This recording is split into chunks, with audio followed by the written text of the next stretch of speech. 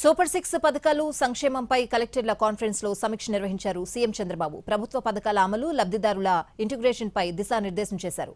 అన్నదాత సుఖీభవ, దీపం 2.0, శ్రీశక్తి, దివ్యాంగ శక్తి, తల్లికి వందనం వంటి పథకాలపై సూచనలు చేశారు చంద్రబాబు. జాతీయ, అంతర్జాతీయ స్థాయి విద్యాభ్యాసానికి పావలా వడ్డీకే విద్యా రుణాలివ్వాలని ఆదేశించారు.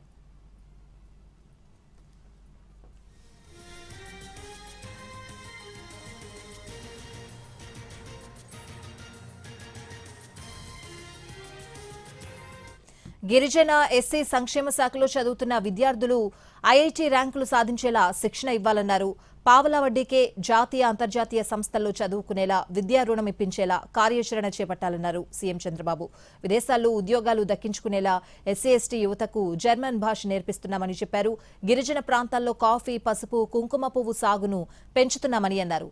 వాల్యూ ఎడిషన్ వచ్చేలా ప్రాసెసింగ్ ప్రక్రియ చేపట్టాలని ఆదేశించారు. న్యాచురల్ ఫార్మింగ్, ట్రేసబిలిటీ సర్టిఫికేషన్ లాంటి ప్రక్రియలు కూడా చేపట్టాలన్నారు. అరకు కాఫీ గ్లోబల్ బ్రాండ్ గా మారేందుకు ఉన్న అవకాశాలను వినియోగించుకోవాలని చెప్పారు చంద్రబాబు. ఇక వీటికి పర్యాటక ప్రాజెక్టులను లింక్ చేయాలన్నారు సీఎం.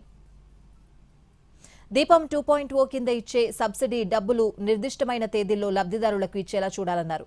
దీపం 2.0 పథకం కింద ఇప్పటివరకు 3,504 కోట్ల మేర ఖర్చు కాగా 1.08 కోట్ల మంది లబ్ధి పొందారు. శ్రీశక్తి కింద ఇప్పటివరకు 60.6 కోట్ల ప్రయాణాలు చేయగా ఏడాదికి 1,940 కోట్ల రూపాయలను ఖర్చు పెడుతున్నారు. ఇక తల్లికి వందనం ద్వారా 67 లక్షల మందికి 10,000 కోట్లు ఇస్తున్నామన్నారు. ఈ నెల 19న మత్స్యకారుల సేవ కింద 286 కోట్లను లబ్ధిదారులకు పంపిణీ చేయనున్నామని చెప్పారు. హాస్టళ్లలో ఏది వృధా కాకుండా చూడాలని, నెట్ జీరో విధానాన్ని హాస్టళ్లకు వర్తింపజేయాలని అన్నారు.